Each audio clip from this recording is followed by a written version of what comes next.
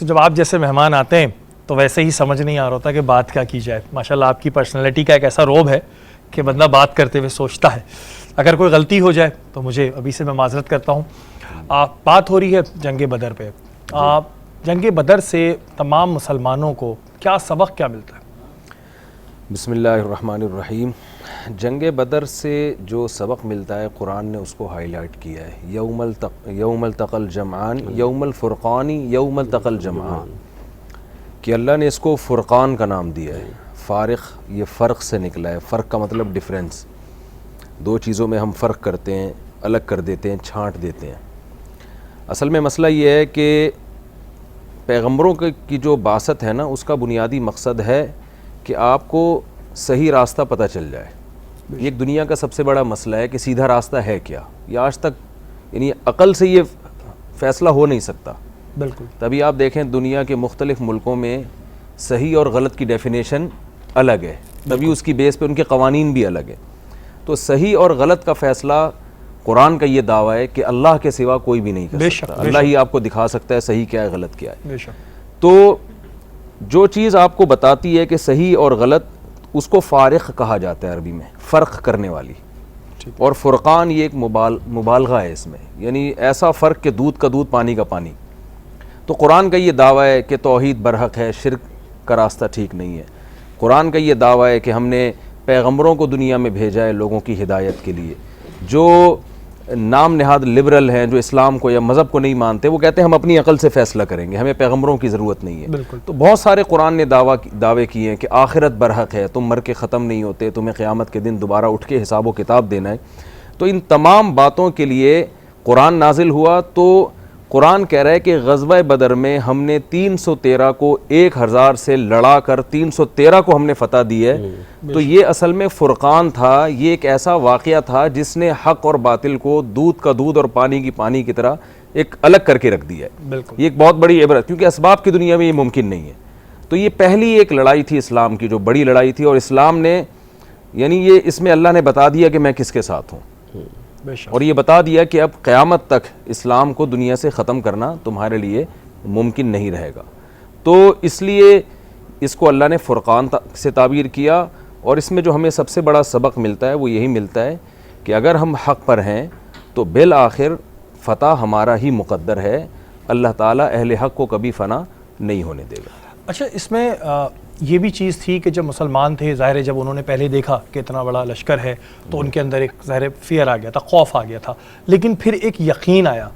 آج کے دور میں کیا ہم لوگوں میں، جو آج کا دور چل رہا ہے، اس میں ہم لوگوں میں یقین ہے؟ ہم کوئی دعا مانگتے ہیں یا کوئی بات کرتے ہیں تو ہمیں ہوتا ہے شاید قبول ہوگی یا نہیں ہوگی.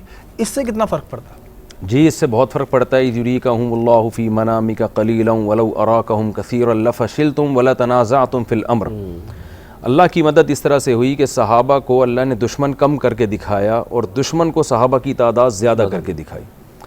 دیکھیں، جب آپ اللہ کے لیے قربانی دینے کے لیے تیار ہوتے ہیں، جب آپ حق پر ڈٹ جانے کے لیے تیار ہوتے ہیں، تو پھر قدرت آپ کا ساتھ دیتی ہے. بے شک. آپ کا مورال پھر اللہ تعالیٰ خود بلند کرتے ہیں.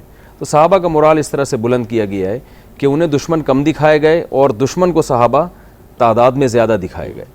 تو اصل بات یہیں پر آ کے کھڑی ہوتی ہے کہ ہم جب فیصلہ کر لیں، ڈٹ جائیں ایک کہ ہم نے حق پر قائم رہنا ہے، تو یقین کی کیفیت بھی پھر اللہ ہی پیدا کرتے ہیں. بے شک، بے شک. اور یقین بھی پھر اللہ ہی بڑھاتے ہیں. اور اگر آپ خود تردد میں ہیں، آپ خود کنفیوز ہیں، جیسے منافقین کی حالت ہمیشہ سے تھی کہ لا الہ الا ولا الہ الا، نہ ادھر کو نہ ادھر کو، تو پھر ایسی صورت میں ایک حوصلہ نہیں ملتا.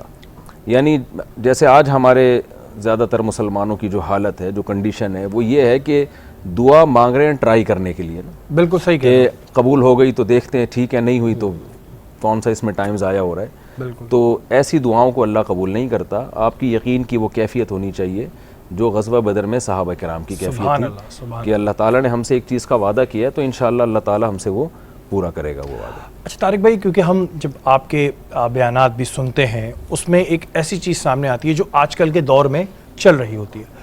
یہ جو آج کل کا دور ہے، اس میں اتنی نفسا نفسی، ہر بندہ کرپشن کا رونا تو روتا ہے، لیکن جہاں اس کو موقع ملتا ہے وہ خود بھی کرپشن کرنے لگتا ہے. اس میں امیر اور غریب کا ڈفرینس نہیں ہے. وہ والی بات ہو گئی کہ جس کو موقع مل رہا ہے وہ کر رہا ہے. اس کا ریزن کیا ہے؟ مطلب ہم رو تو رہے ہیں، ہمیں وہ تو برا لگ رہا ہے جو ہمارے ساتھ ہو رہا ہے، لیکن جب ہمارے اوپر آتی تو ہم کہتے ہیں ٹھیک ہے سبھی تو کر رہے ہیں.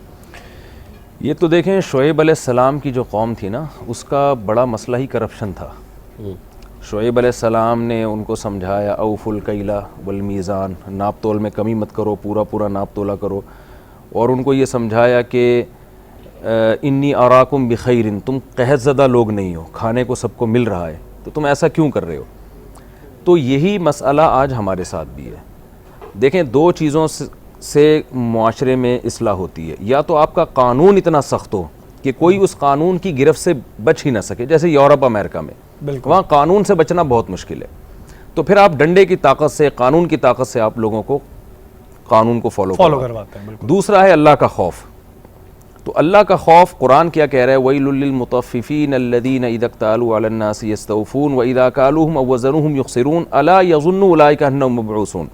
تباہی ہے ان لوگوں کے لیے جو اپنا حق لیتے پورا ہے, دینے میں ڈنڈی مارتے ہیں. بالکل. تو قرآن کہتا ہے کیا انہیں یہ علم نہیں ہے کہ کل قیامت کے دن انہوں نے اللہ کے سامنے کھڑے ہو کر اس کا جواب دینا ہے.